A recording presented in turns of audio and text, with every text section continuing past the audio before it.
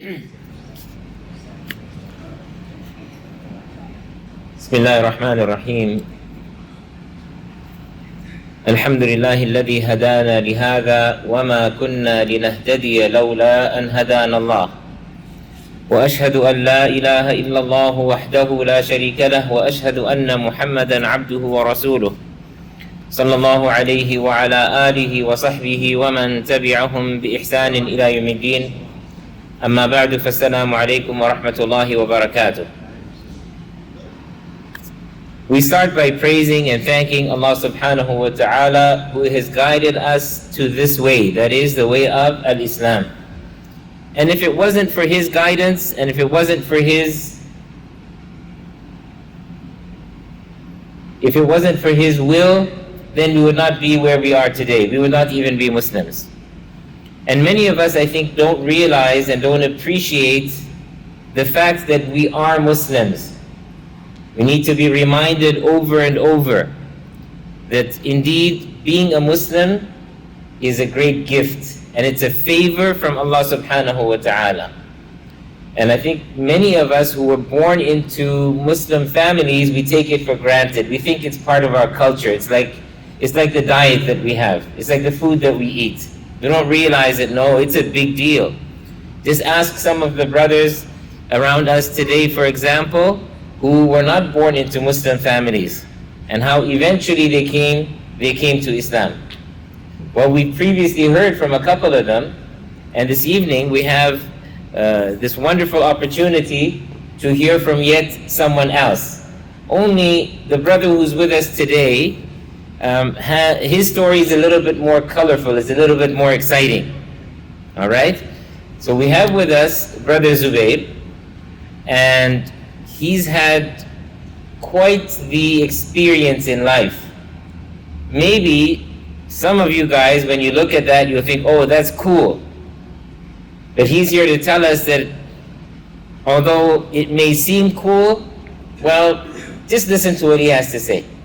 All right? So what we're going to do is I'm just going to ask him a few questions. I'm going to start by asking him to introduce himself, and then we'll see how it plays along. We'll see how things go. Now, you guys, everyone here, okay, guys, girls, anybody, if you have a question, don't be afraid to ask. Okay, just put your hand up, and we'll try to take your question. Maybe what you have in mind is already going to be spoken about, so we'll tell you to just hang on until we get there. Or maybe, it's important for him to address the question right away. So if you have any question, you're not sure about something, you didn't understand something he said, you want more details about something he said, then just raise your hand and ask. I'm going to tell you one thing though, I don't know if that's going to happen or not, but some questions may be too sensitive. Okay? And so he might say,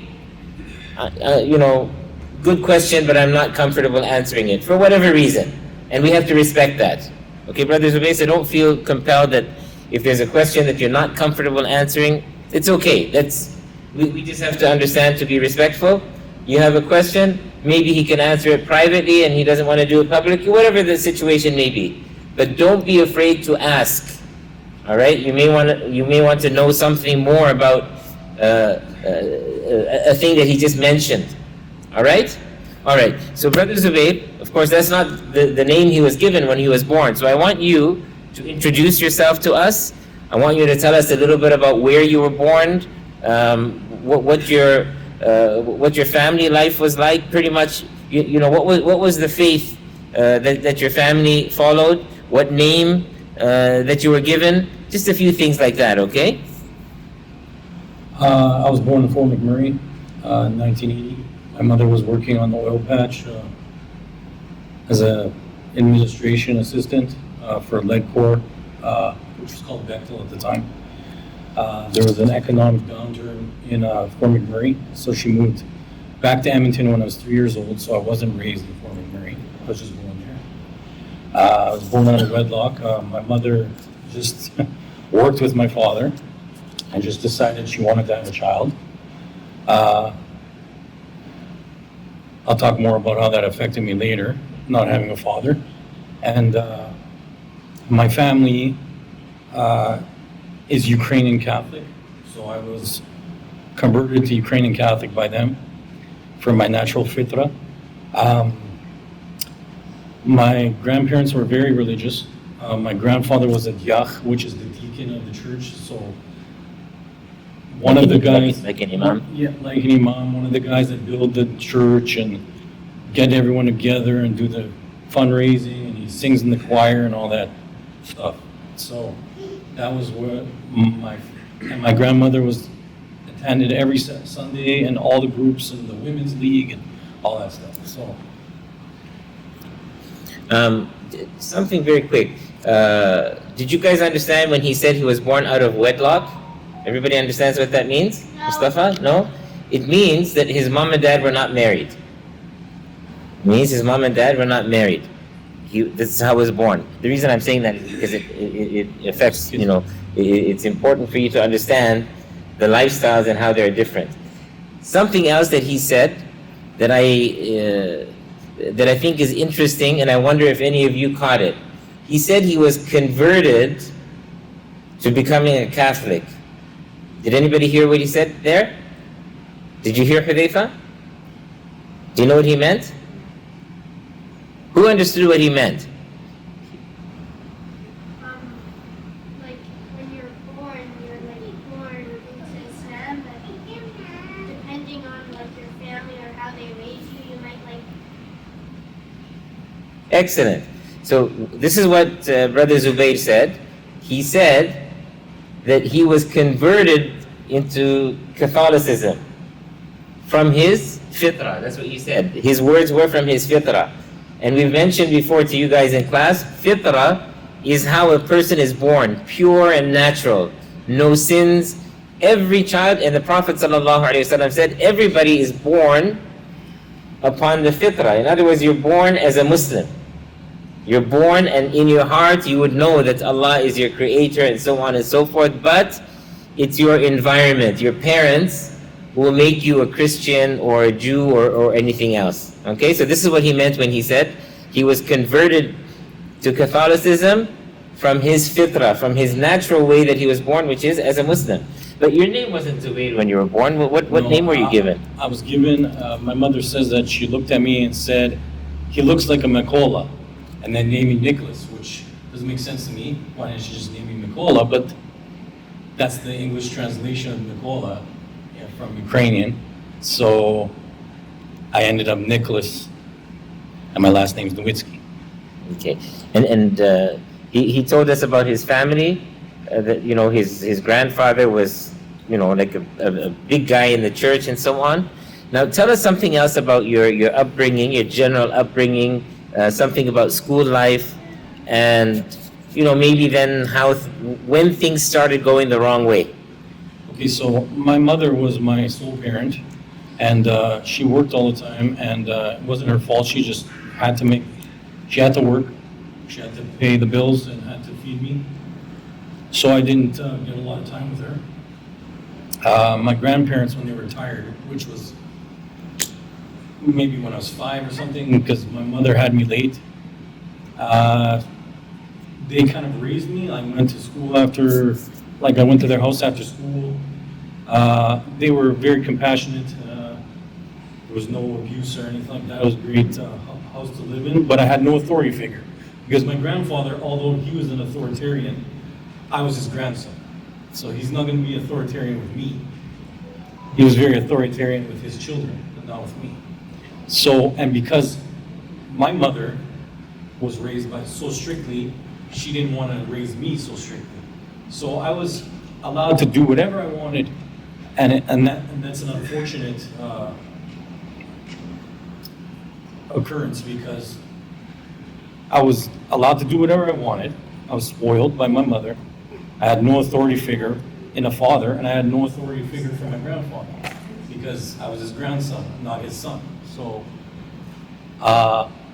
this developed into an attitude of anti-authority for anyone that wasn't part of my family or like a regular teacher. So now tell us something about school. When when you started going to school, how things were, and then when things started changing from what you would consider normal. So when I went to school, I was in the Ukrainian program. So it's basically the same as school, but we have 1 hour dedicated to learning Ukrainian. And we had a homeroom, and our homeroom teacher would teach us Ukrainian. But where was this? I'm sorry. St. Matthew's In what city? Elementary in Edmonton, Alberta. Oh, okay. Edmonton. Everything went swimmingly for the first few years because usually the teachers were friends of the family or part of the Ukrainian community. But then later, I think it's grade 3 or 4, in Canada, we have to learn French, right? So the French teacher would come in for an hour a day to teach us French. Well, I don't know this person. So I was, the worst. I went from an unknown, well-behaved child to the worst in the class when this French teacher came. What made that happen? I threw pencil crayons at her from behind desks and like everything. Just the anti-authoritarian, it's just she wasn't my regular teacher. She wasn't, I just had no discipline whatsoever. So you had no respect for her at all? No respect, because no one taught me respect. Who was there to teach me? So, and TV doesn't teach you. So, okay, but this was, fairly early on in school. You're talking grade 3 or 4, right? Yeah, sure. Okay, so this is where... Whenever you start French. Okay, so this is when your behavioral problems started. But what about other more serious problems? Like, what kind of kids did you hang out with in school? And what sort of story can be learned from that company that you kept? Well, once I started misbehaving,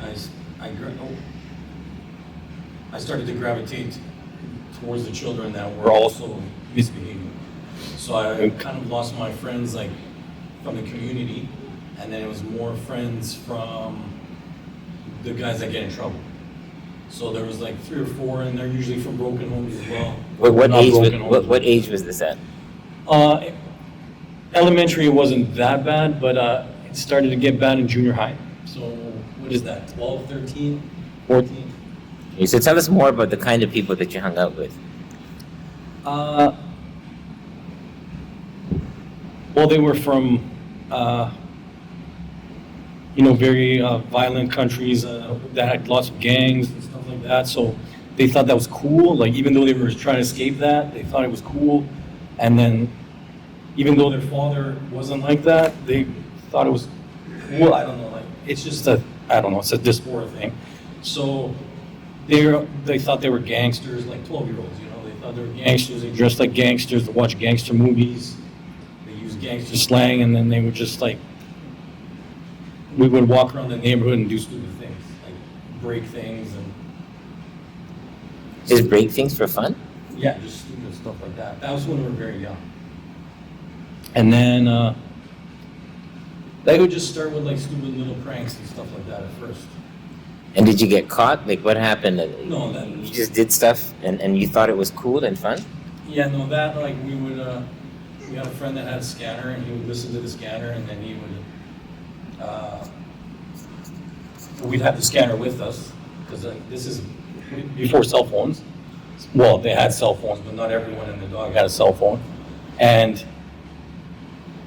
we would listen to the scanner, so they would say something, and we would be like, oh, that's probably about us. Because they would describe that situation, and we'd run. Because we were kids, so we just ran. Okay. And so, did you ever get caught?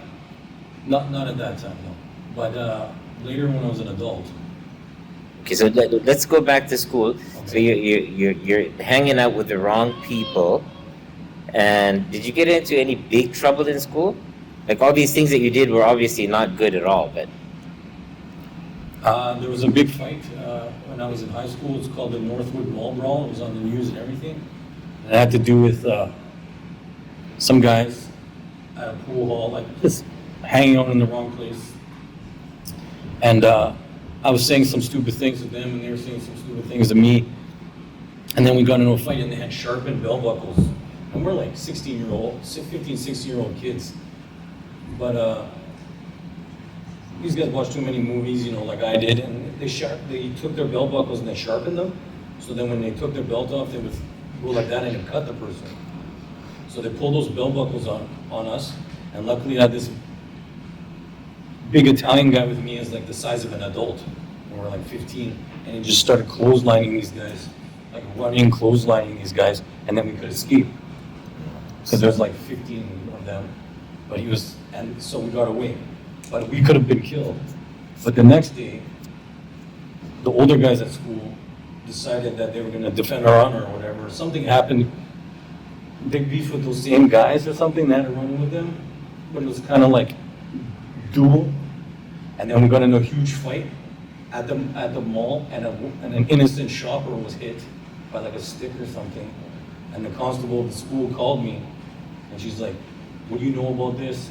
So that was the closest I got into trouble when I was a kid. And she knew that I was involved, but I was like, you know, obviously I lied. Because I was.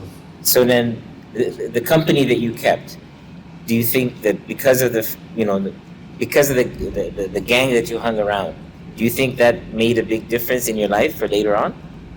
Or what would you say like made a huge difference? Yeah, exactly. What made things go really bad for you? Let's put it that way. Yeah, because it was like you know, you think it's cool, like it just gets reinforced in your head that it's cool because you're winning. You know, you're rebelling against the rebel. You're rebelling. You can be cool and rebellious. You know, but.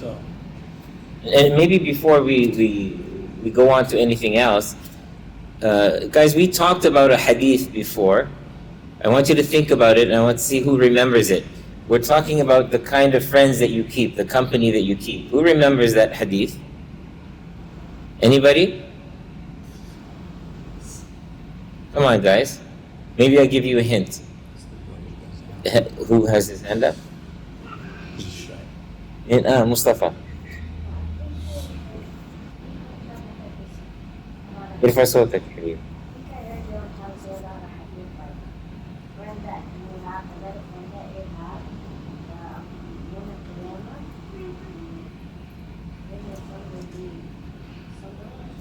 Good. Okay, that's a good one. Yeah. I remember that hadith, but I think I remember the meaning.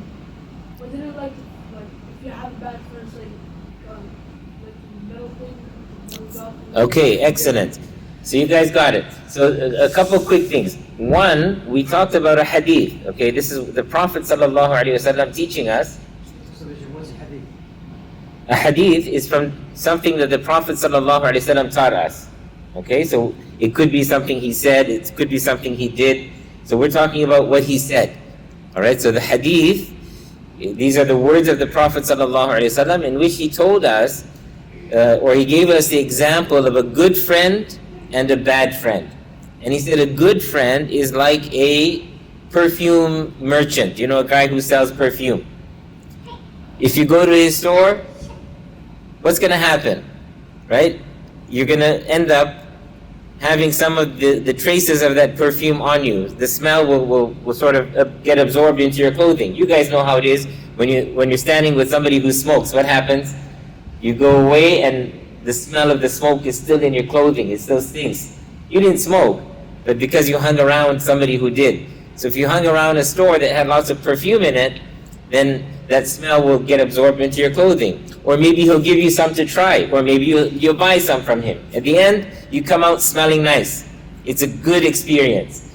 And we said that the Prophet ﷺ gave the example of a bad companion or a bad friend, and he said it's like a person who is with the blacksmith who uses the bellows. The blacksmith is a person who works with iron, okay? And the bellows, it's that pump sort of thing that blows air into the fire. So what happens if you hang around with somebody like that? Imagine now standing next to a barbecue, a charcoal barbecue, and you're fanning it and some sparks fly. Or if you're in front of a fireplace and the sparks fly, what's going to happen? Maybe some of those sparks will land on you, right, and leave a hole in your clothing, correct? And if you're wearing light-colored clothing and you're around all this smoke, that black soot will get over you.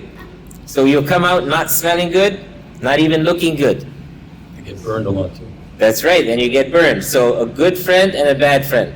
So because he was hanging around these bad people, and they thought it was cool to do all of these, not so nice things, it stayed in his mind and it affected him as time went on. So tell us how that affected you. So, I mean, what happened to you in school? Did you drop out? Did you get kicked out? Like, what happened? In grade 12, they kept trying to help me. The teachers, the principals, the facilitators always try to help me. But I was just too far gone.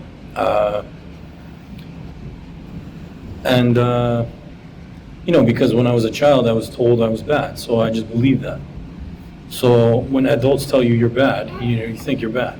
So, but they kept trying to help me. But by grade 12, my principal's like, you only got 50 credits, which is only halfway there from graduating. You're in your third year already. Like,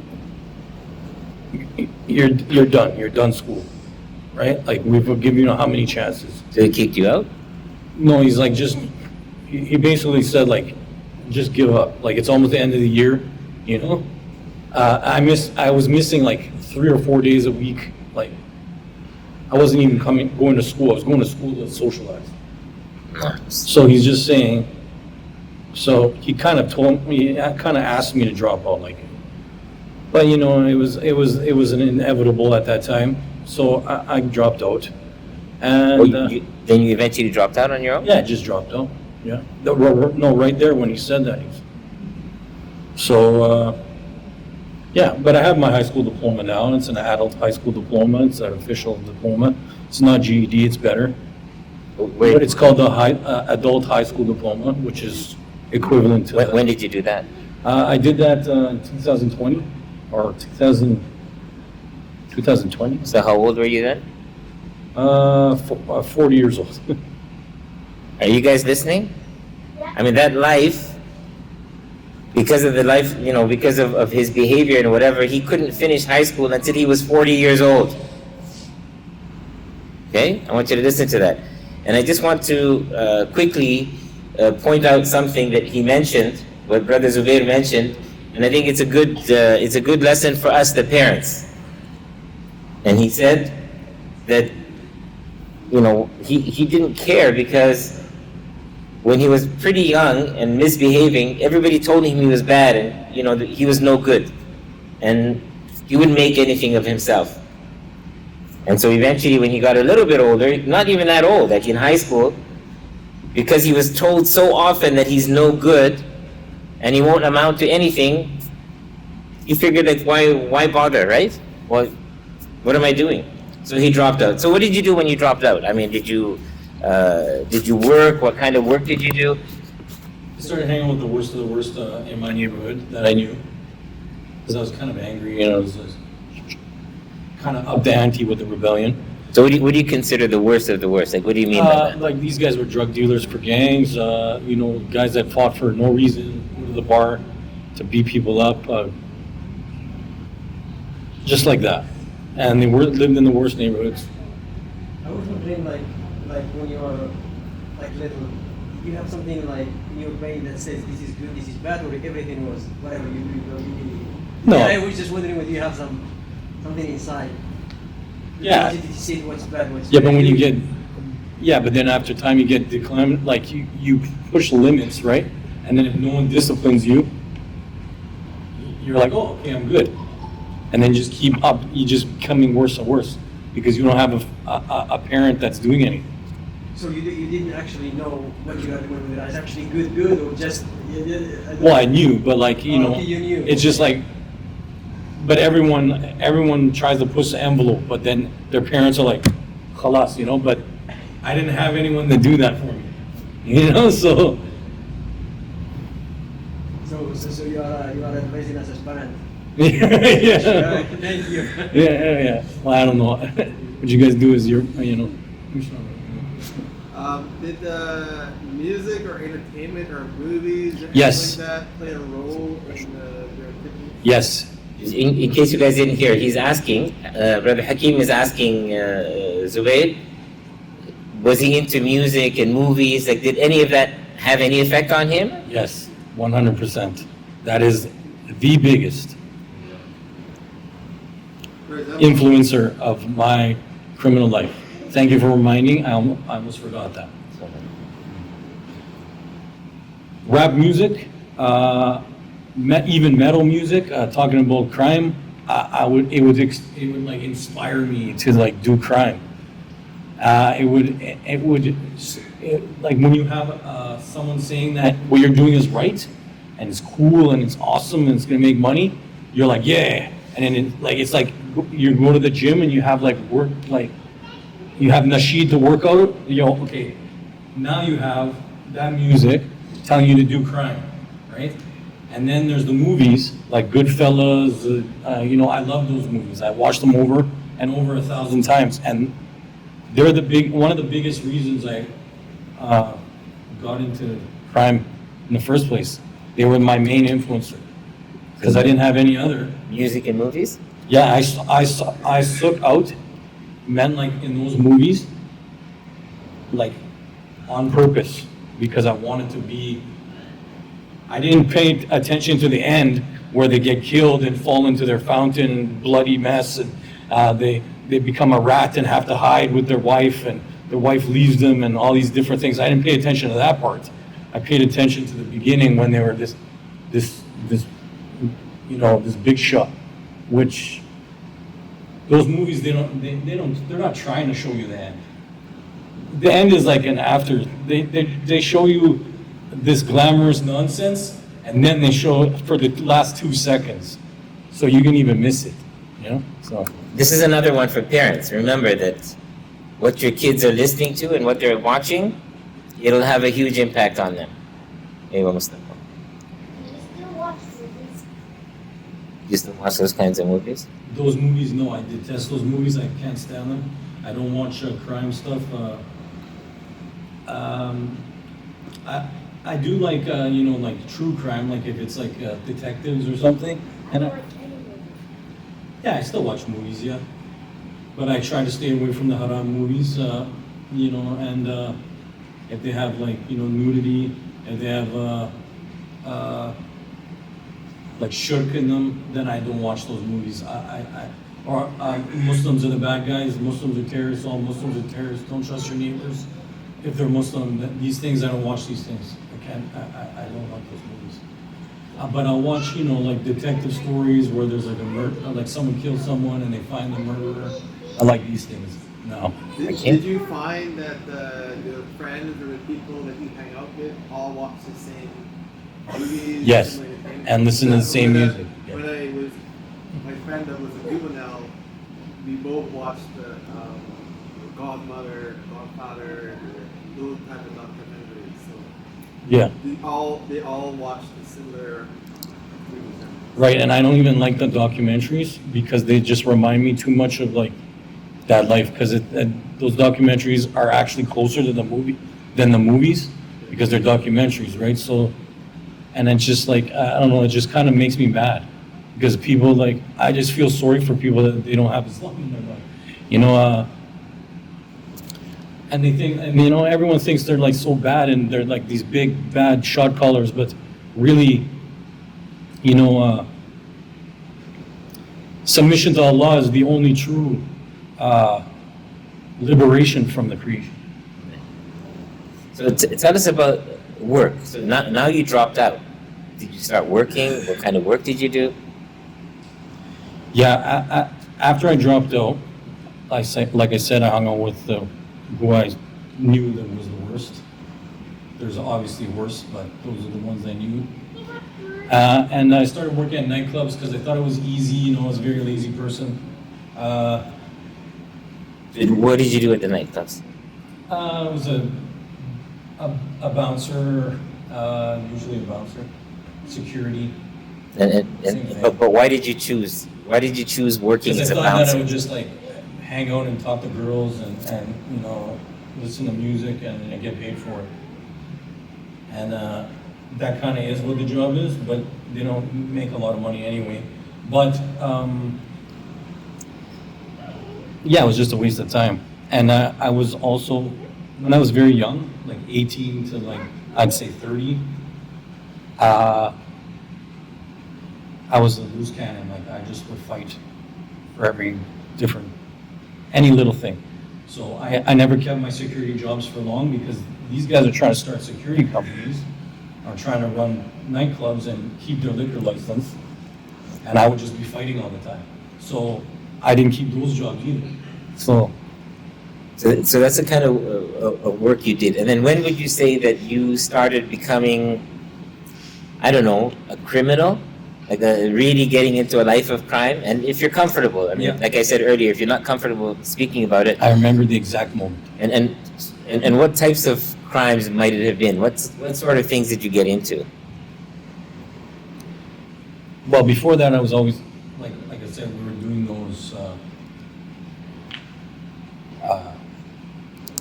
let's call them, just little vandalisms and we got into fights, like some fights and big brawls, like, neighborhood kids against the other neighborhood kids or school against school or something like that. And,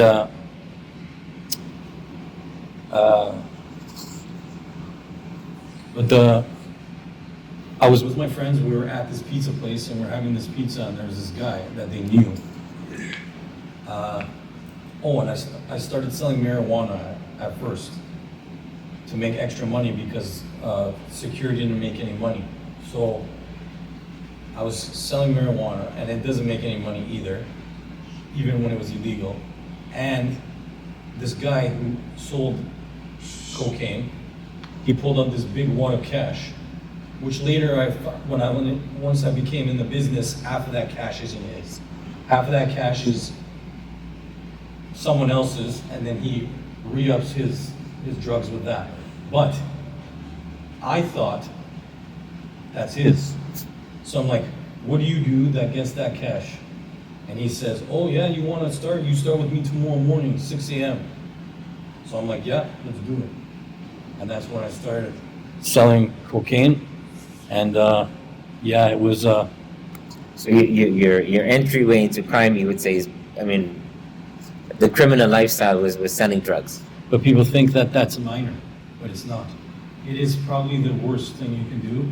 It's worse than fighting. It's worse than beating people up because everyone's like, oh no, they want that.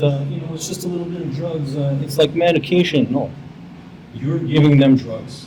They're taking money from their children's mouths. They're taking money from their husbands' and wives' banks.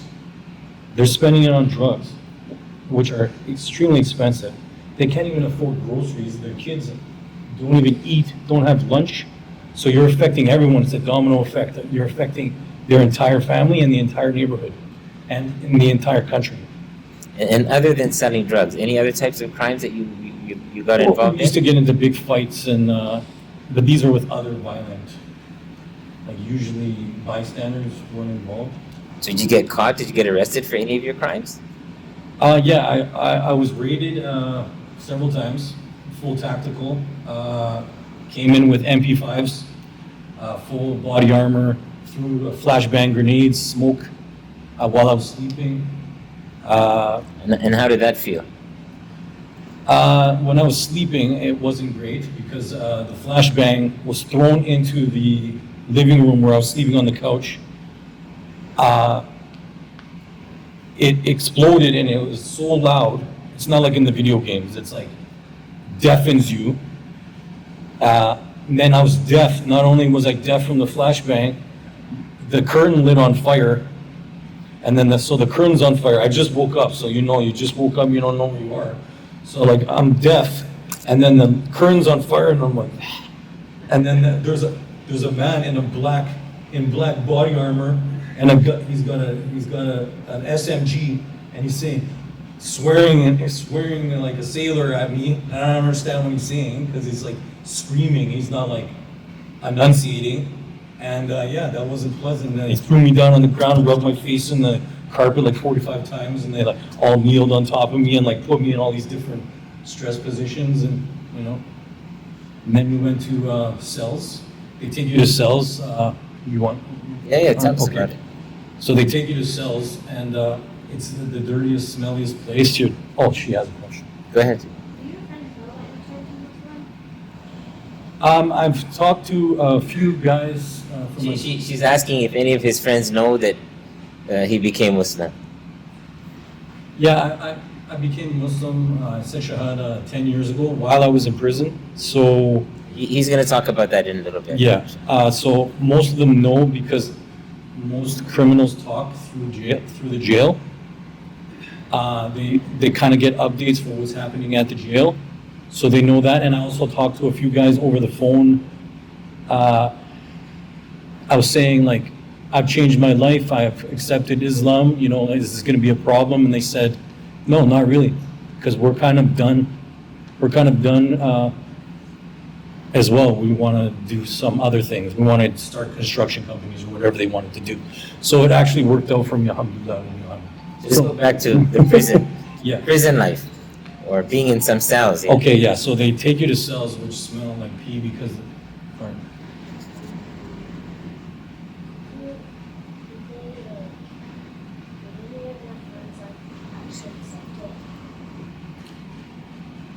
Yeah, a lot of my friends accepted Islam, alhamdulillah. This is actually a very good We'll come book. back to that. Yeah, we'll come to this, but I was doing some dawah on some guys I knew from the past. Several have accepted Islam, alhamdulillah. Allah Azza wa Jalla has guided them to Islam. And criminals, some worse criminals than me, actually, have accepted Islam.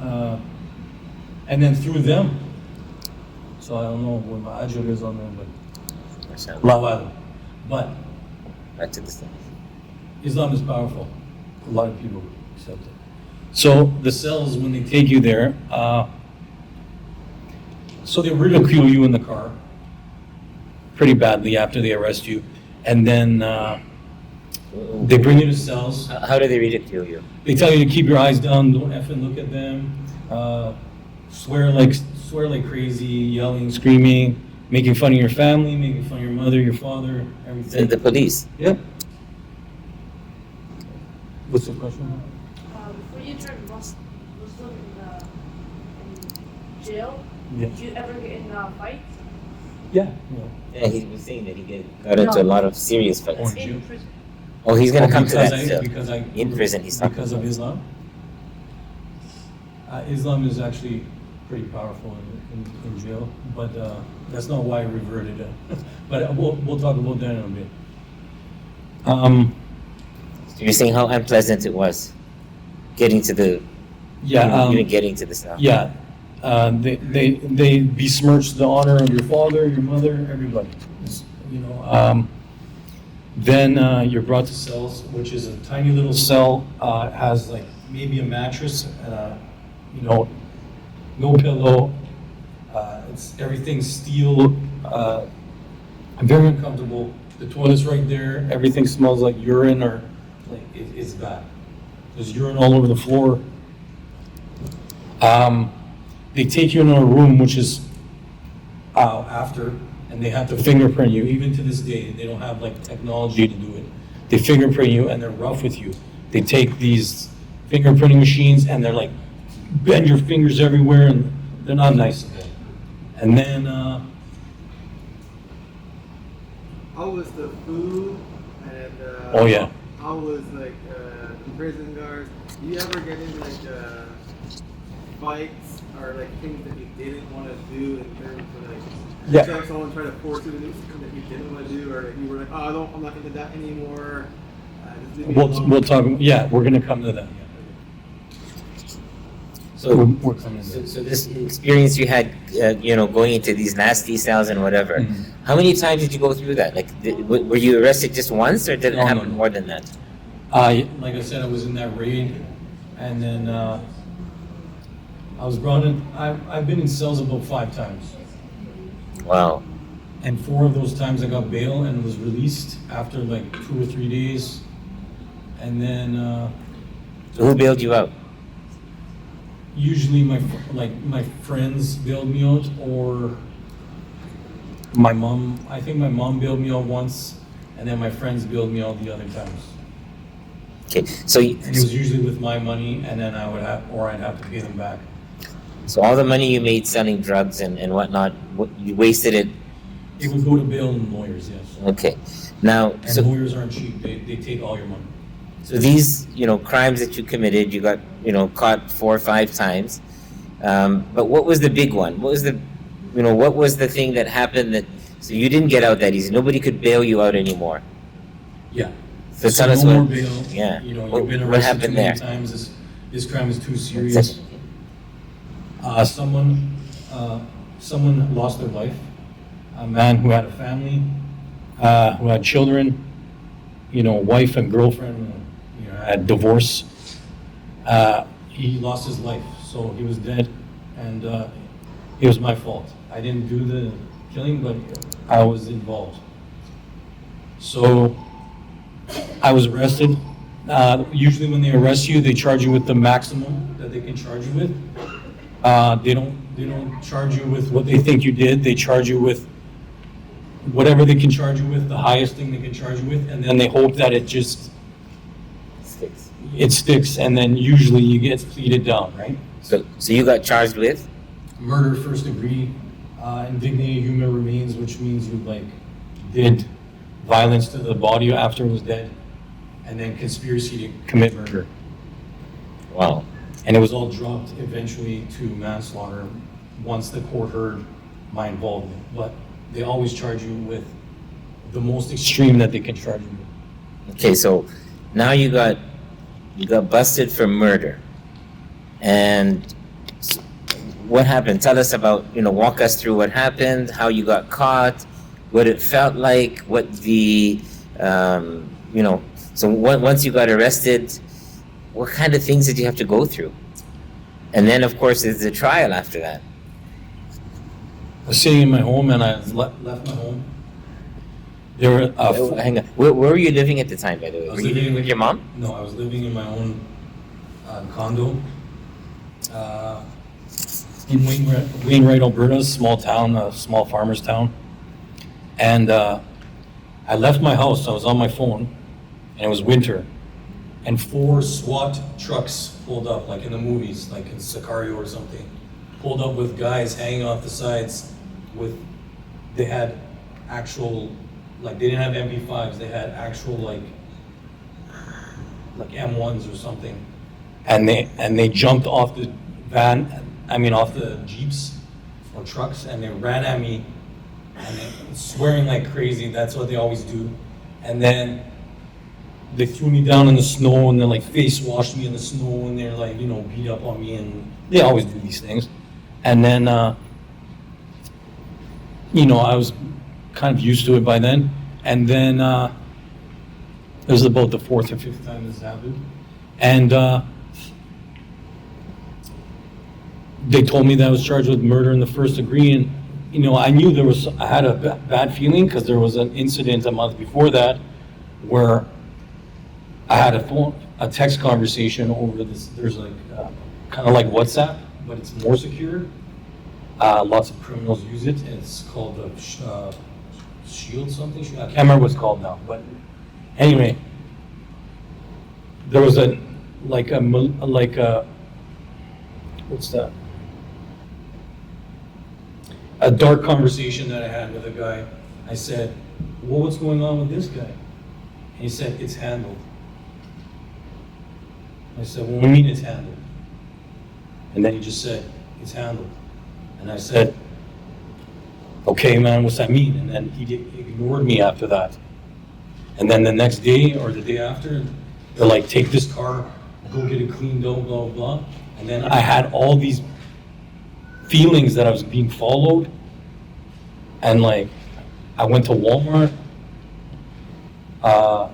and there's always big built guys shopping near me, and it was I had that feeling, and it was it was a true feeling. They were following me. It was an actual task force, they call them. It's where different police forces combine. When you do big enough crimes, police forces combine to get you. And the Edmonton police and the Lloydminster police and the Wainwright Police and some other towns had a task force, Eastern Alberta basically, had a task force to get me and several other guys. So were you part of a gang? Yeah, I was part of a criminal group, yeah. Because gang, you think about like those guys running around the streets with like big baggy clothes, like, yeah, and they're getting into street fights. No. It's like a criminal organization where, you know, we have cars, we have places, you know, it's like more like, kind of like low-level mafia, you know, like so, something like that. But they were a little bit racist, you know. It's like like mostly farmers from Alberta, like farmers' kids and stuff like that. And yeah, they were pretty violent. Okay. So you got caught, and you explained how they came after you. Where did they take you, and you know what happened after that in terms of Right. you know where you had to wait before you could see a judge? Okay, so they take you to those holding cells. They kept me in there for a week. And they would wake me up at 7 a.m. Like I'd sleep on this like hard metal thing. And they wake me up at like 6, 7, whatever, 5 in the morning. And they interrogate me in a room for like 2 hours. And then they don't care about your rights. Your lawyer tells you what your rights are, but you tell them that and they don't care. They just keep asking you the same question over and over. There was an undercover officer put in my cell. He tried to play cards with me. We were playing crazy eights. He's getting information off me. I found that out from my lawyer later that he was an undercover, but I knew he was. Yeah, anything you say to them, they twist it. Like I said, he said, well, so what are you in for? I'm like, I don't want to talk about it. I might be doing a life sentence. You know what he told, you know what he reported? Man, I'm going to do a life sentence. That's what I said. But that's not what I said. Yeah. Right? I could do a life sentence. And he's saying, I'm doing a life sentence for what I did. Or something like that. Like he would twist. They always do that. They always will do that. Okay, so you stayed in remand for a week only, and then you had a trial, No. or what? That was cells for a week. Okay, and I was then, in remand for 3.5 years. so what's remand maybe? Remand is where you're not even proven guilty of anything. They just hold you there. In a prison? Yeah, for pre-trial. It's while your trial stuff is going. You have no rights whatsoever, even though you're not proven guilty of anything. They put you in a jumpsuit. They give you one pillow, one blanket, one sheet. The food's so horrible, you gotta wait until you're starving to eat it because it's so bad. It's always cold, it's never warm, there's no microwaves. There's lots of questions. Harris? You ever go to solitary? They didn't know where to put me at first because I had too many, allies, too many associates in crime. Because this organization that I was friends with had too many smart planner types, so they didn't want me talking to them and, you know, weaseling my way out of, these charges so they put me in solitary, not because I did anything, but because they wanted me to stay away from the general population and communicating with these guys. I was only kept that way for a couple weeks though. After a couple weeks, they saw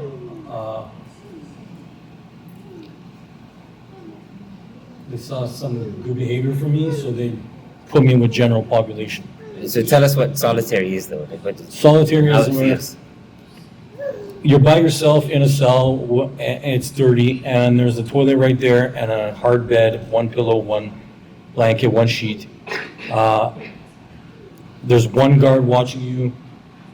You're totally by yourself all the time. You get one book, so Bible, Quran, whatever, and then you might get like a novel if the guard's a nice guy, and then the novels they have are like usually westerns, really bad novels. So 24/7, you're on and on. 24/7, 24/7, and then let you go to the yard for an hour a day. So you go out and, but if the yard is like a steel walls, 4 steel walls, and like a roof with a like metal grate. So it's not even a, Did you lose your mind in that isolation? no. No, I read a lot. Was there daylight? Light? Yeah, there's light, yeah. There's actually always light. So you can go insane from too much light because they don't turn off the light when you're sleeping even. So guys make make masks. Rama? And Sal, you have to eat food that's, is it good or bad? It's very bad. Like, well, it's always cold. Yeah, it just tastes horrible. Hey. Or like nothing. If you're comfortable speaking about, like, how were you, like, if you didn't really commit the murder, how is it your fault? Like, how did it occur? Okay, so If you're comfortable. I facilitated this man, his ability to meet up with this person. So they're just like, yeah, he planned it, he sent the guy, let's just charge him with everything. But then as later found out in the facts, like, in court, that no, he just came and borrowed my car, these kind of things, right? But, I wasn't a good person anyway, so really, they didn't care. They were just trying to get me for anything. Is there such a thing as no snitching or like someone snitch? You would think so, but Or like someone like snitch and they get less time. Not necessarily your situation, but other people. yeah, it's whoever snitches first gets the least time, yeah.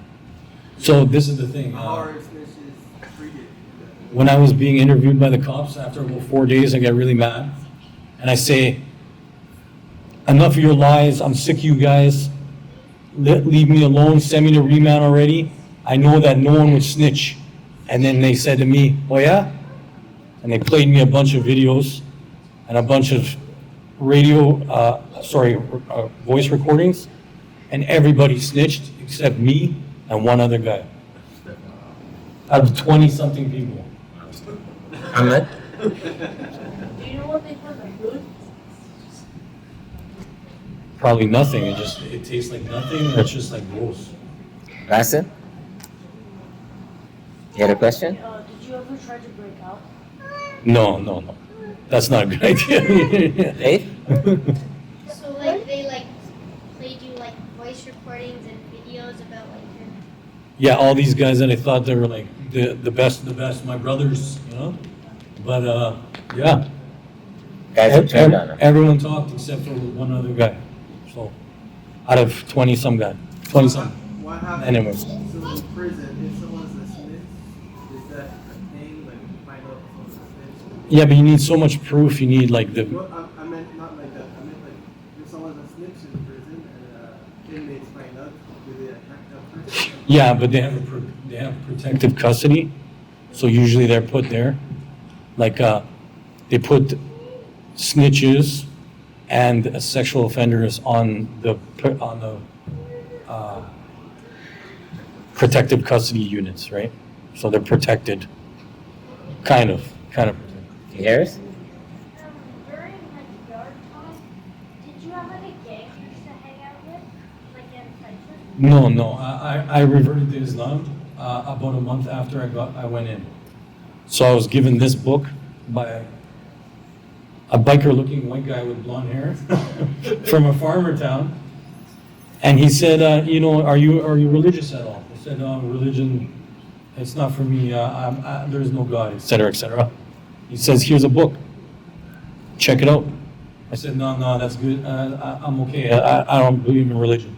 This was when? This is after remand? This is in remand. Okay. So this is a month after I got arrested. I was in remand for a month. There's no books at all, except Bibles. And this guy offered me this book. And I was complaining to him that there was no books. And then he offered me this book. I refused it. And he said to me, "You're complaining about there's not books. Here's a book."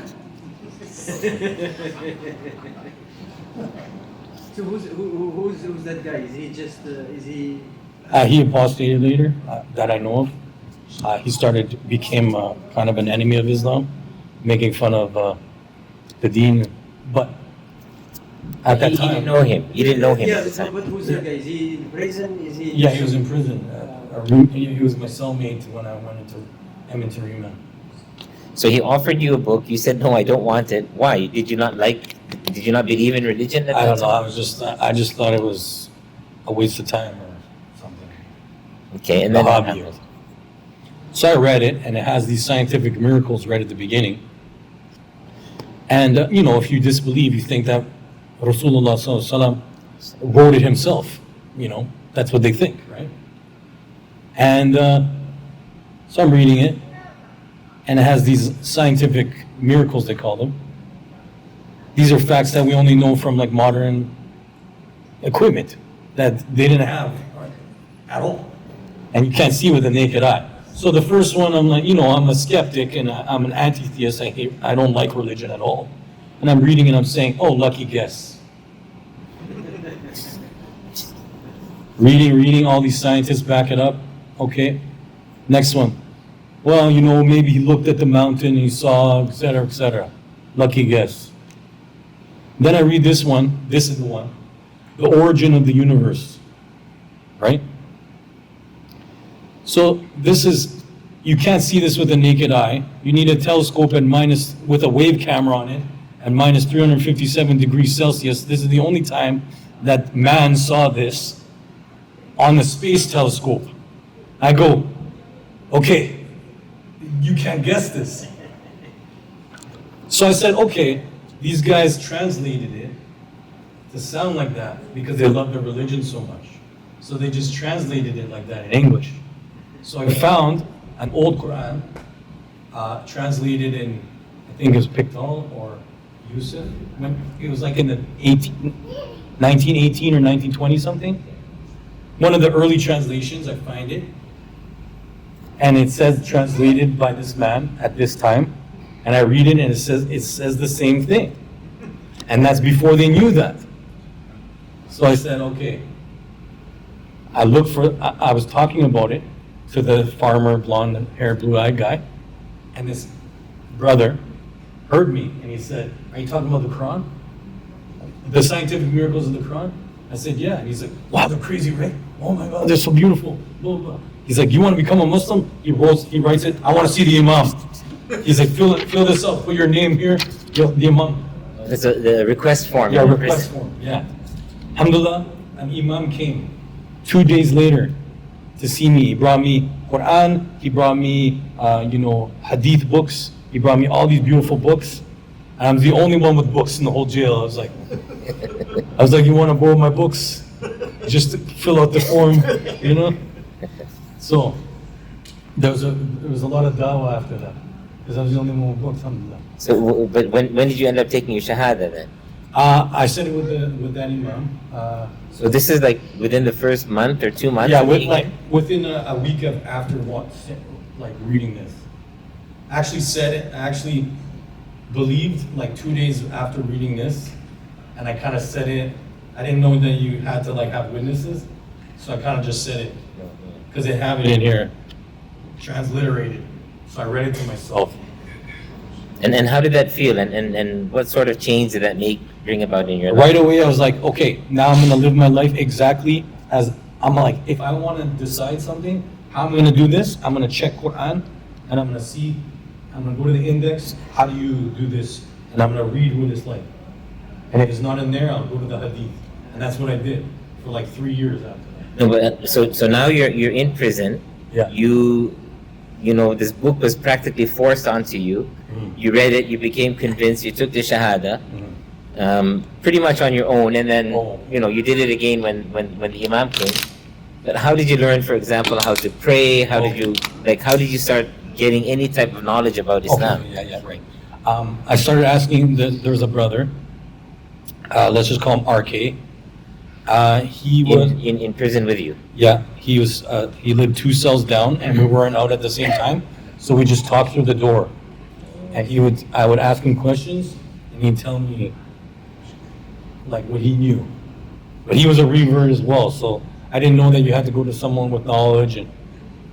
But, I was asking me certain things, all the questions everyone has, like, what's haram, what's not haram, right? That's usually what people want to know, right? And salah, things like that? Salah, they gave us how to pray, but I was like, I don't know how to do this. And then RK is like, I'm going to do Jummah prayer, Friday prayer. And I go there, and me and the farmer go, and we go, and he was pretty racist himself, actually. He's probably more racist than I was. And we go there, and we're like, yeah, Friday prayer, first time. And there's a Jamaican revert there, and we're like, I'm not praying with this black guy. Astaghfirullah. Astaghfirullah. But we did it, we did Salah, and it felt really good. And then we made friends with this brother, and that was it.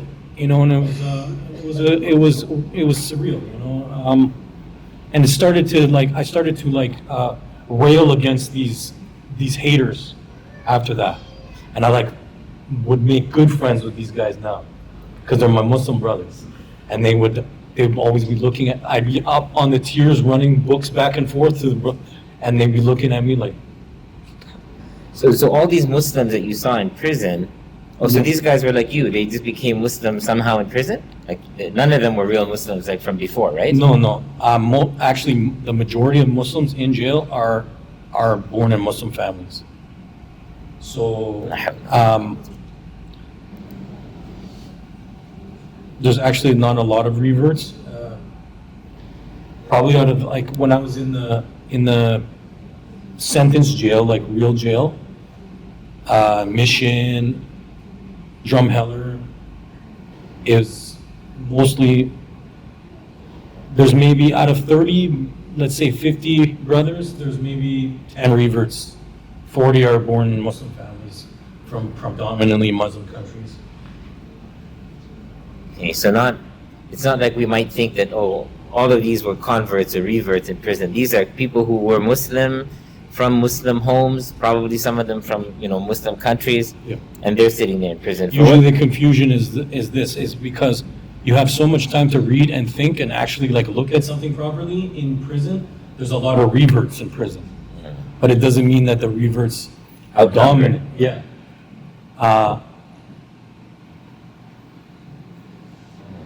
It's actually. Should I talk about? And Should I then, talk about the brothers? Or? and then you would meet. What I've seen. I'm sorry. Should I talk about what I've seen from? Yes, please. So reverts usually hang out with each other because they're how reverts are. They're really into the deen, and doing salah and then commanding the right and forbidding the wrong, and the guys born Muslim family get annoyed. But it was a little bit worse than that. The guys born in Muslim families from predominantly Muslim nations are actually in gangs, sell drugs, sell tobacco, make alcohol, and In prison? Yeah, and they have separate gangs, Muslims versus Muslims, and they've actually killed and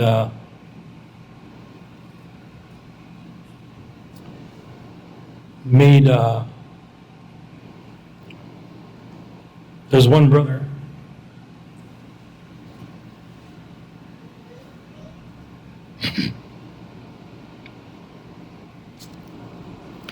It's about 21 years old, you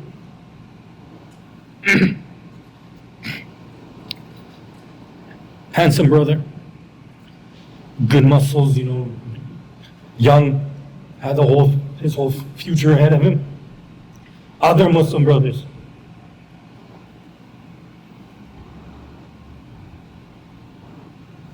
Who knows what over? Stabbed him so many times, beat him so bad that he became a vegetable. He was on a coma. They thought he was going to die, but he didn't die. He lived, but his mind is like a child's mind now. He's so simple now.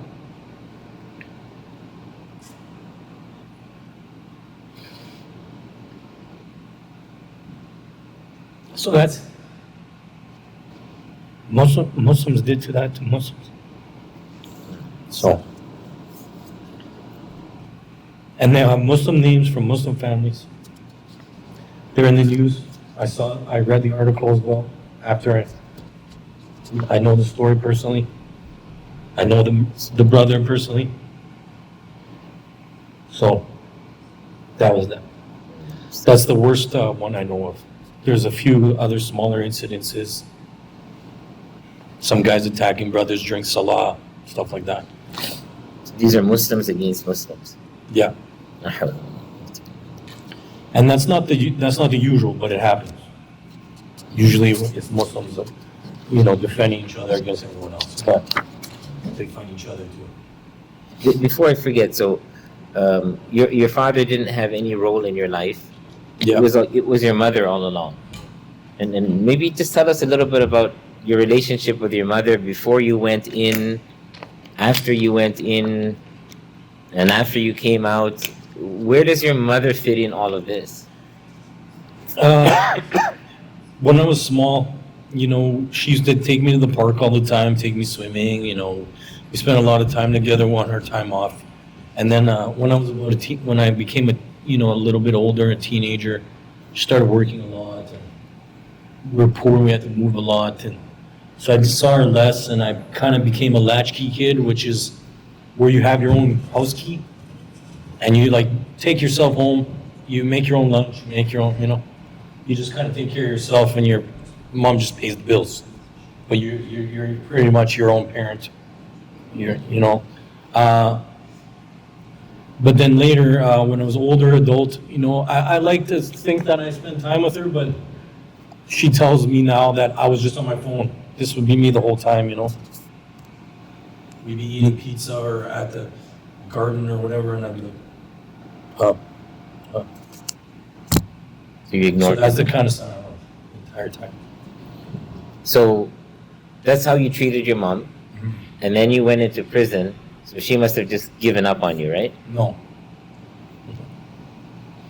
She's pretty much the only one I had once I went to prison. I got into a contact with a few criminal associates that were nice, that answered my calls, but everyone else disowned me pretty much. My mother was always there for me. She was angry for the first, let's say, 4 days, but then you know how mothers are, right? So. And she's still not Muslim. No, she's still not Muslim, but me. So all this time, she stood by you. Yeah. How did she feel when you became a Muslim?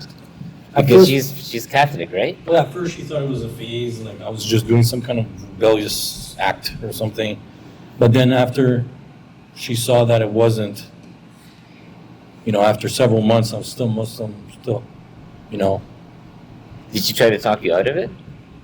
At first, she tried to say this is not a Ukrainian religion, which doesn't make any sense because it's, no religion's a Ukrainian religion. And these things, but then she talked to my family in Ukraine and they were all so happy for me. And they're like, oh yeah, Muslims are so good here. The Tatari are so beautiful people, blah, blah, blah. Turks, they help us build our country, and they just loved it. Wow. So she was she kind of went 180 because her cousins were approved. I don't know. My mother isn't usually easily influenced, but she cares about her So Ukrainian family. so she stood by you, Yeah. and you used to ignore her when you were out. Yeah. Now, how did things change after you became a Muslim then? You know what? She Like actually. in terms of you Yeah. and your relationship with your mom. I call her constantly because paradise is the feet of the mother. So, and there's a hadith, and one of the first hadiths I read was the hadith where if you want, Who's the best? Who should you be kindest to? And the Prophet ﷺ said, your mother. Remember that hadith? Your mother 3 times, and then your father. yeah, so there was a lot of times that I would just contact her just for ajr, to be honest. I say Bismillah, and I was just want my ajr. But, it became a beautiful conversation, and she was starting to be what's going on here? Why is this person who used to ignore me constantly calling me all the time and listening to what I have to say, even if it's about stuff that I don't even care about? And then now, like I talk to her all the time. We just spoke yesterday.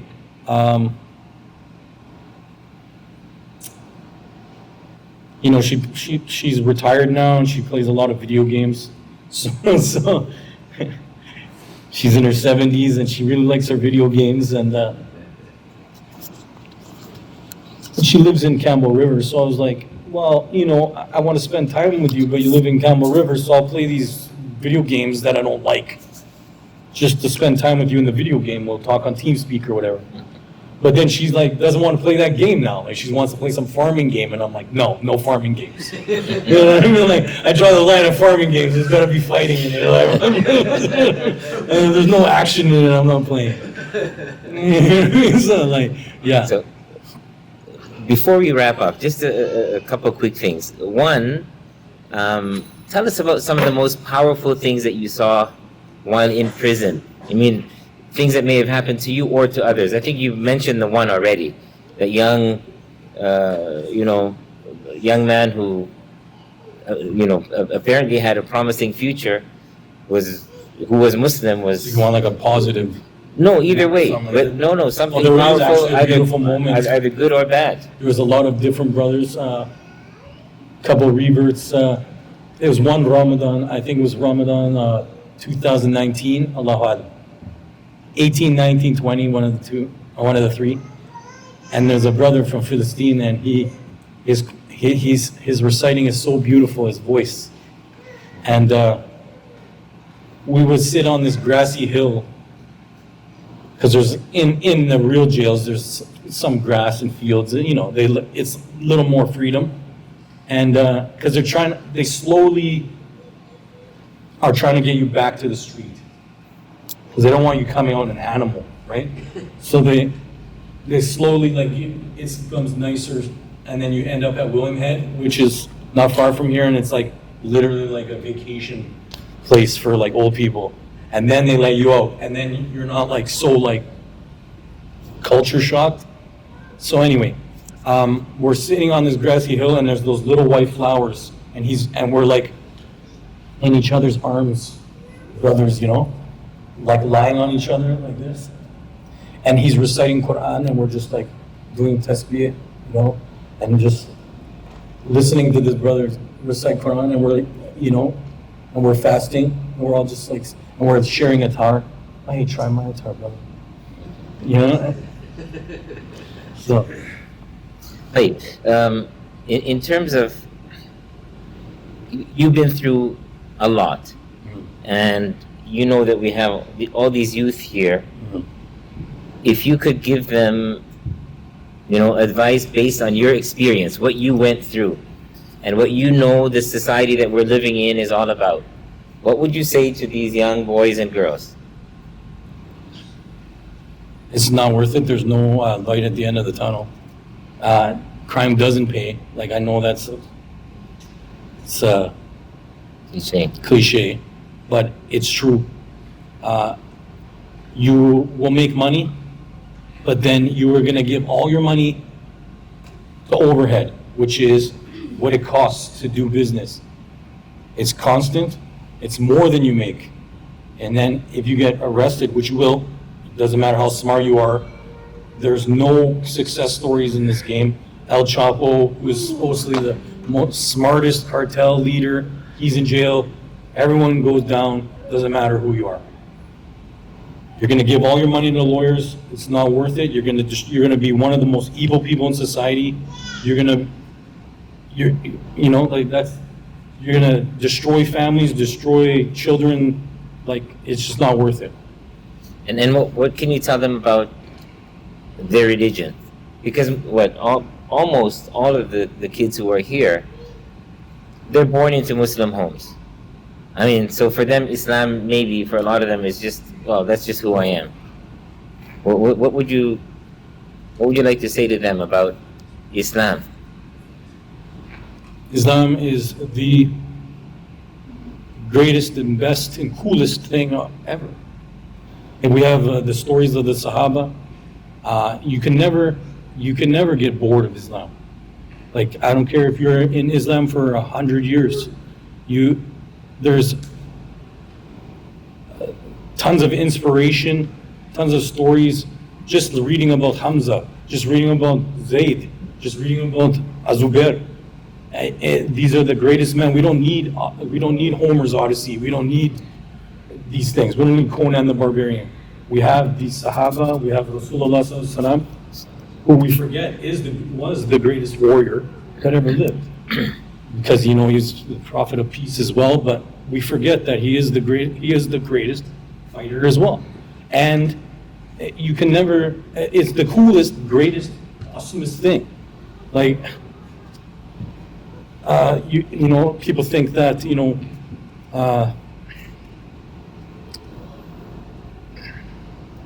Mo Salah, he's so cool, he's such a good soccer player. Mo Salah, come on. He's not cool, he's boring. He never risks his life. He has family and kids at home that he has to take care of, and he goes like this, I'm gonna go for the cause of Allah, and my family, if I die, someone else is gonna marry my wife, and someone else is gonna take care of my kids, but I don't care, because I'm gonna go risk my life and bleed and fight. SubhanAllah. And what would you say to the That's parents? way cooler than Mo Salah. And so what are you going to say to the parents? Well, I'm Because not look a at- parent we're- myself, so. No, but we're living in this society. You know better than any of us what things are about. Parents don't want to be too strict. Parents don't want to monitor their kids too much. Can you be careful enough? Well, I was just saying this to a brother earlier. If you get the really sinking feeling, like, we all get the feeling. The feeling, it comes no matter what. Like, you can just misconstrue a situation, but if you get that real sinking feeling, you're probably right with that. They say trust your gut, right? Like, I don't know if that's anything in our deen for that, but just monitor them. Like, you don't have to spy on them, but like, you know if they're disappear all the time and you don't know where they are and they're just constantly like being disrespectful and like, no, you don't need to know, something's happening. Their job is out of town all the time, or, and like, yeah, and just like, we have all these beautiful books now, because like in the West, knowledge for knowledge, but one of the, and they like to make media because they like to make money, and books are money. But we have so many beautiful children's stories of the Sahaba. I donated some books of the Sahaba, and they're for children, but they're good stories. Like, they don't hold back. They're like good about like about the Ghazi and all, like good stuff. There's good stuff in there, and read, and then those will be their heroes instead of like Henry Hill and all these dummies, like gangsters, right? So. Bassett? Do you ever have a tattoo? Did you ever get a tattoo? Yeah, I have tattoos, yeah. I got them before, yeah.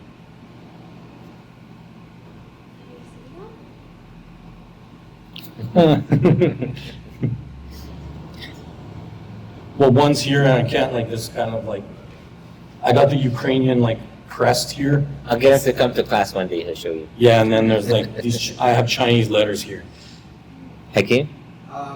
Was there like a culture shock in terms of technology or in terms of like how the world works after? Oh, excellent question. Or upon Yeah, like when I got So, out. hang on, for the people who didn't hear, so he was in prison for quite some time, 10 years. 10 years. So when he came out, Hakeem is asking, like, was there a shock about, the world changed? you seem pretty articulate now because of the week. When I first got out, I got a iPhone sold to me, like an older one, an iPhone 7 or something, for like $50, and I didn't know how to use the thing at all. I was like, and I went in 2012, so I had I was kind of a computer savvy guy, but like the thing didn't make any sense to me. I was like, and iPhone's even worse than Android. But my Android still makes me mad. Like I was trying to look for this email in the chef's office, and I'm like, ugh. So yeah, there is, yeah. But it's mostly like this, like stuff that it's not unnecessary stuff that really is harder for me. Yeah. So there's no real culture shock like what's happening. But like, yeah. Like these things they made them to be easier, they're not easier, they're just more frustrating. Like so yeah. How that improve? Do you have any siblings, brothers or sisters? No, I'm an only child. Okay. سؤال بالعربي كيف كان نظرة السجانين له قبل الإسلام وبعد الإسلام؟ وتغير حاله يعني هل هذا الشيء كان معلش. عم أقول كيف نظرة السجان كيف كانت نظرة السجان للزبير قبل الإسلام وبعد الإسلام؟ Okay. هل هذا الشيء عمل عندهم يعني تغيير أو لا؟ Okay. So he's asking about the attitude of other prisoners towards you. No, the prison guards. The prison guards, I'm sorry, towards you. After you became a Muslim, did it make any difference? Did it have any effect on the way they treated you? There was a mixed bag. There was a couple ex-military guys. One was neutral, and the other one kind of like tried to make fun of Islam. And like one time I came back from medical, and there was an incident the day before over a phone or something, and then I kind of got mad at an officer, and I was like, listen man, you told me you'd give me a phone call. That was 3 hours ago. I have to call my lawyer, and you didn't give me that phone call. And he's like, lock up. And I'm like, no, you said you would give me a phone call 3 hours ago, and I reminded you 3 times each hour, once an hour. So no, you said that I could get a phone call. And so I pick up the phone, and he called this the tax squad, they call it, and they come in, they yell and scream at you and throw you down, and then but it was solved. Like the unit, like sergeant or whatever, he talked to me. He's like, don't ever do that on my unit again, blah blah. You're a good behaved guy, because I was in for like 7 years by that time, and he's like, sorry, like 2.5 years by that time, sorry. And he's like, he knows that I'm well behaved, and it's an isolated incident. He's like, don't ever do that on my unit again. And I was like, yeah, I won't. So the next day I come, and then this he was in Afghanistan, and he says, hey, Nowitzki, I heard you went jihad the other day. So I said, are you discriminating? And he's like, no. But there wasn't any real discrimination against you. No, it's actually beneficial. Because there was a master sergeant who was on the inside, or warrant officer, sorry, and he knew that he was in Afghanistan. He knew like the real deal, what was happening there, and he was like telling me, he's like, I'll tell you the truth, and like, yeah, it was pretty awesome. So like he would call me over. He's like, no, it's keep this video. So like, yeah, it's actually better. I have a question. So, what's your message to those that are Muslim, are struggling, that always in the middle, and then they end up in jail, etc. And then they decided to go back to Islam in terms of being steadfast in being actually being a good person.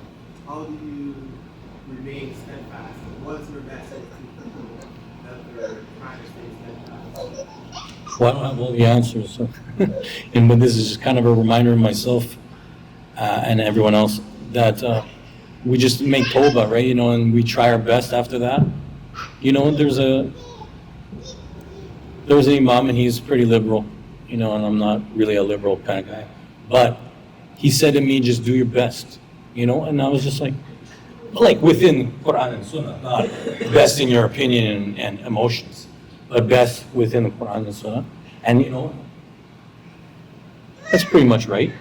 you know, you just make tawbah and you keep trying, and then if you do it again, isn't there a hadith where it says, my servant sins, and then he makes tawbah, and I forgive him, and over, and I will forgive you forever, something like that. I was paraphrasing, of course. So I was like, subhanAllah.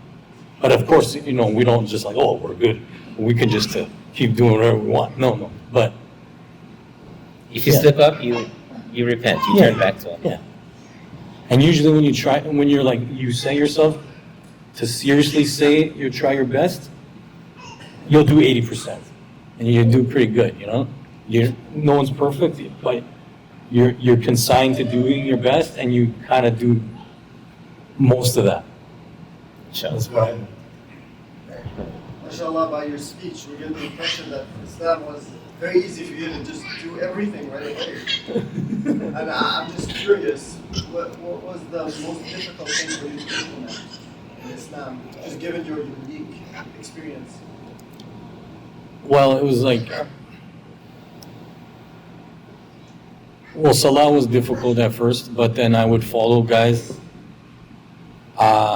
which isn't good either, because you pick up a lot of bid'ah from following people. But I got Sheikh Albani's how to pray it as if you see Rasulullah Sallallahu Alaihi Wasallam, that book. So I read that one. I was like, oh, this was bid'ah. This was, and I got rid of those things. But I already knew how to do salah by then. But that was a gradual. That took years. And then So it was something you had to keep trying at. Like it wasn't just came to you overnight. no, that was over years, and I'm still learning. Like I just asked the sheikh the other day. Like, and I forget sometimes too. Like I have to like the prayer, like the prostrations of forgetfulness. When you do an extra rak'ah, I was like, wait a second, do you do it before salam or after salam? So I go to Islam Q&A, and it's like, it's after salam, and I'm like, oh, okay, I did it before, and I was like, oh. So I even forget, like, when I've read something, I knew it for a while, and then I also forget it. So yeah, it's baby steps, right? It is baby steps. I didn't want to give the impression that I was like, but yeah, I lived with, I had the privilege of living with an older brother from Iraq, and I don't know where he got his knowledge from, but pretty much everything that he taught me, like he was wrong on a couple things that I read on, like later on, but like almost nothing. Like he taught me about Tawheed. Like I didn't really know about Tawheed before. Like I knew about Tawheed, but not the real, like, full Tawheed. Like, and then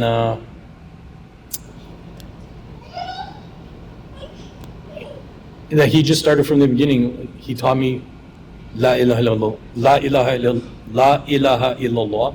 He taught me that first, and then Muhammad Rasulullah. But he broke it down to every single little. Like he just wrote it on the wall, and then he just taught me. And then I'm like, okay, I get it, La ilaha illallah. And then he's like, no, you don't get it. And he's like, teach me about Taghut and all these different things, and I'm like, what? You know what I mean? Like, but he broke it down right to the bare bones, and he taught me like what was bid'ah and salah, like different things, like all the sunnah practices, like, and I was like, really? Like right foot and all these different things. Okay. Like, I'm just curious, like, since you were in prison for a while, like, for like 10 years, when you came out, did was the terrible thing they're doing, the LGBTQ thing, advanced, or like, was it new to you, or was it a little like? No, I saw a little bit of it when I was out. They would have they have shows like from They had shows like back in the day, like, because it was a slow progression. They had shows like Dharma and Greg, where this gay man lived with a woman that he wasn't married to, and then he had boyfriends or something, and he had friends, and that guy had boyfriends. Like, so they would slowly brainwash us with, and then have Ellen come out, who was like, you have to admit that she's very easy to swallow. She's a charming woman, and she can talk a certain way and get you to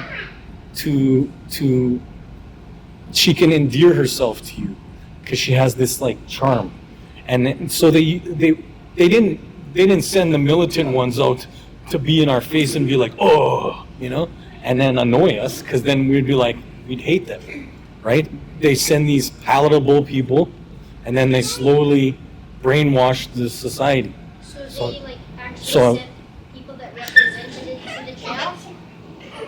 No. There's gays in there, though. There's gay guys in there, and I just kind of stay away from those guys. But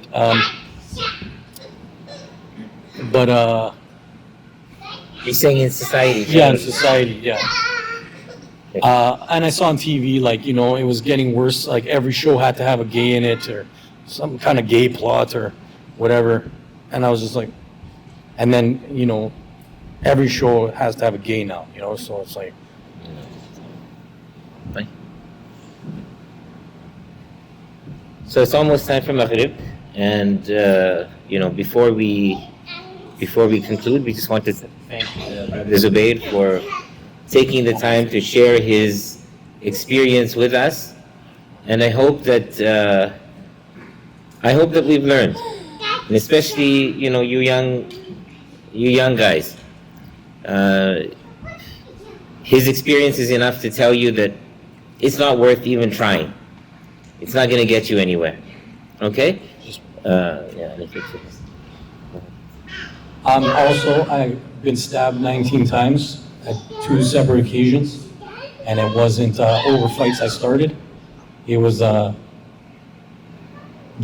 first time was defending my girlfriend, but because I was in a criminal lifestyle, my girlfriend was a crazy gangster girl who thought that she was something more than she was, and I tried to defend her, and I almost died. And then the second time was someone I thought was my friend, and I simply raised my voice to him. So that's the kind of people that are in this thing, and that's it. So, you know, I almost lost my life for something stupid like that. Twice. I don't know, you had some... And some things I don't even know. Maybe people were stalking me, I didn't even know. Okay, so we're going to conclude with that. And I think what we'll do is, we have some pizza and some snacks. We can do that, and then we can pray. Okay? Alright guys, so Jazakumullahu khairan for coming.